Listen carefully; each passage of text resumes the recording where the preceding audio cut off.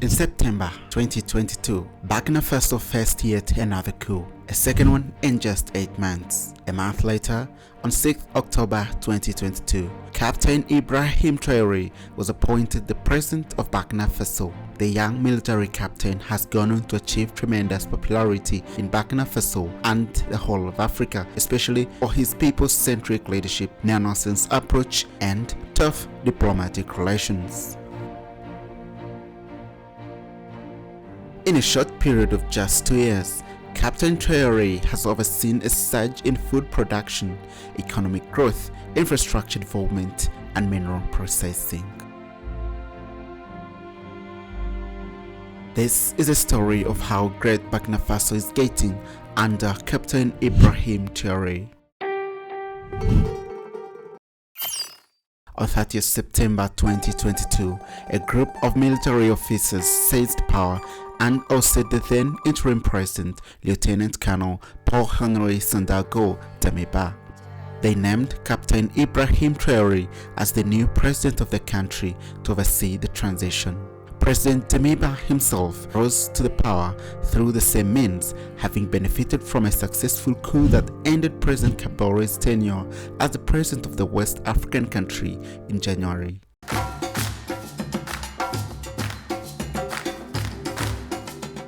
The government of Burkina Faso under Captain Traoré has seen exceptional economic transformation with an eye-popping growth of 3.6% according to a report by the African Development Bank or ADB. In the same report, the country's economic growth was projected to exceed 4% in both 2024 and 2025. This hasn't been an easy growth to achieve. This growth has been achieved through efforts and bold economic reforms like investment in agriculture, industrialization, and improved services. The budget deficit improved from 10.4% of GDP in 2022 to 6.9% in 2023 thanks to a higher tax revenue. Inflation slowed down from 14.1% in 2022 to 0.7% in 2023 due to improved food supplies and a restrictive monetary policy. Since assuming power on October 6, 2022, Captain Ibrahim Traoré and his government have ensured a strengthened fiscal discipline and economic governance as agreed upon in September 2023 between Burkina Faso and the International Monetary Fund or IMF. The president cut politicians' salaries by 30% and increased civil servants' salaries by a whopping 50%. This is no easy feat to achieve amid a security context, humanitarian crisis, and climatic shocks which have had a deteriorating impact on social conditions in the Sahel region.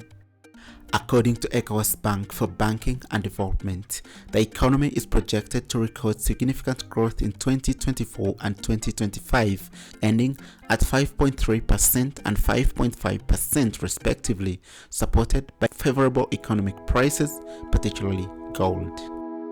Well, the economy can't grow or grow significantly if there are no efforts made in one key area which has hampered most African governments: debt management.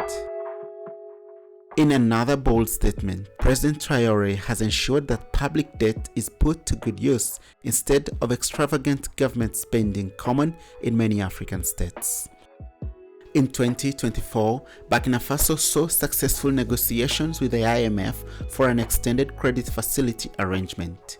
As a result, the country received a loan amounting to US dollars 31.7 million, with the IMF saying in quote, "The authorities are progressing in their fiscal consolidation efforts, structural reforms, and fiscal governance measures, and the creation of fiscal space for priority spending."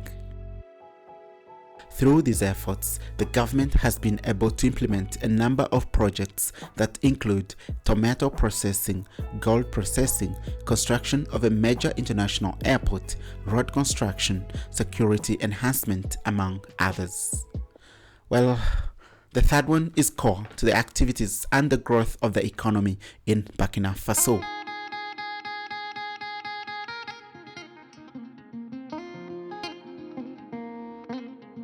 Agriculture remains the leading sector in the country, contributing over 21% of the country's GDP. The interim government is well aware of this, so tomatoes have taken the lead.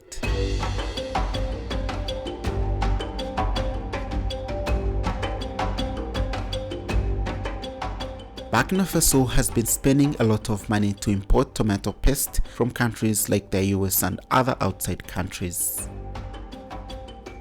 To support tomato production, Captain Traoré has invested in a tomato processing plant worth $8.9 million, funded by the Cooperative Society with a board of directors, building the future.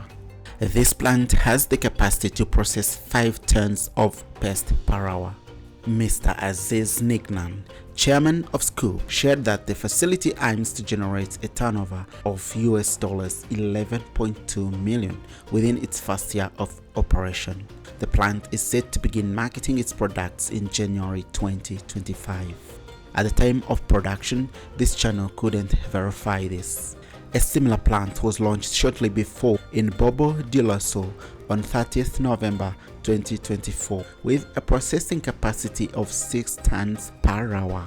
Tomato production is one of the key economic activities in Burkina Faso, and in 2022 alone, Burkina Faso harvested over 313,500 tons of tomatoes, ranking as the 4th largest producer in the Sahel region, only behind Nigeria, Ghana, and Niger. To the contrary, according to the Food and Agriculture Organization, the country imported 23,600 tons of tomato puree with over $8 million that year.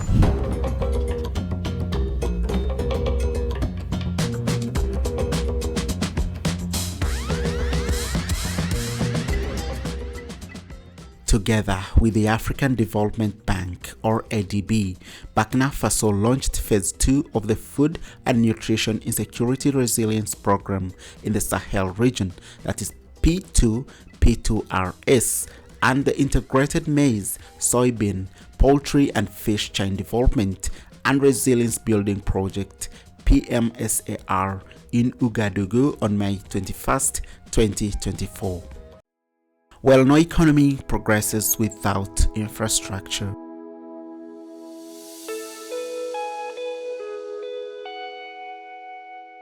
Massive road construction projects are underway in Burkina Faso, especially highways. These include paving gravel ones and expanding the already existing ones. Captain Traoré and his government are well aware of how crucial connectivity can be both inland and onto the neighboring countries, thus investing heavily in roads and bridges. But that's not all. The construction of a major international airport is also underway to open the country to the outside world. This will facilitate trade, enhance tourism, and open up business opportunities. Not just a place for planes to take off and land, but rather a hub for connecting flights and leisure travels within Africa and beyond. The most precious treasures of this world are beneath the ground. Africa takes the majority share, and Burkina Faso has its own major share. Thus, mineral development is key and a key part of Burkina Faso's development. Perhaps one of Traoré's boldest moves, Burkina Faso revised its mining code in 2023 to earn more royalties from mining companies. This move shook the world, especially superpowers like France and the US. And on 20th February 2024, the Ministry of Energy and Mines for Burkina Faso suspended the issuance of export permits for artisanal and semi-mechanized gold and other precious commodities with immediate effect. Both local and international companies were affected. In a statement, the government said this suspension follows the need to clean up the sector and reflects the government's desire to better organize the market of gold and other precious substances. Mining groups who had materials to export were advised to reach out to the National Society for Precious Commodities, SONAP, for compensation. But this was just the beginning. The government went on to nationalize 2 gold mining companies for a reported fee of $80 million, according to Financial Times. Boungou and Wahgnion gold mines were originally owned by Endeavour Group, a British mining company. Endeavour had earlier tried to sell these mines to Lilium Gold, an American private company owned by Simon Traoré, with a proposed transaction of $300 million resulting in a court dispute. It should be noted, however, that this case was later resolved outside court, and a statement was released on Endeavour's official website saying, Endeavour Mining plc and Lilium Gold are pleased to announce that they have signed a settlement agreement involving the state of Burkina Faso in respect of divestment of the Boungou and Wahgnion mines. Pursuant to the agreement, Lilium Gold will transfer the ownership of Boungou and Wahgnion mines to the state, and Endeavour will receive a cash consideration of $60 million comprised of $15 million upfront, $15 million payable by the end of Q3 2024, and $30 million by the end of Q4 2024. A 3% royalty on up to 400,000 ounces of gold sold from Wahgnion mine. On the basis, Endeavour and Lilium have agreed to cease the current legal proceedings against each other. The Endeavour statement added that both parties would like to thank the government of Burkina Faso for its mediation and efforts. Well, looks like we've reached the end of the video. What do you think of Burkina Faso under Captain Ibrahim Traoré? What are your ideas? What are your opinions? In the comment section below, please remember to be respectful and considerate. Consider liking and subscribing. This is Dreams of Success channel. We look at Pan-African stories and business and technology in Africa. Quite a lot on this channel. Thank you so much. We really appreciate your support. Cheers!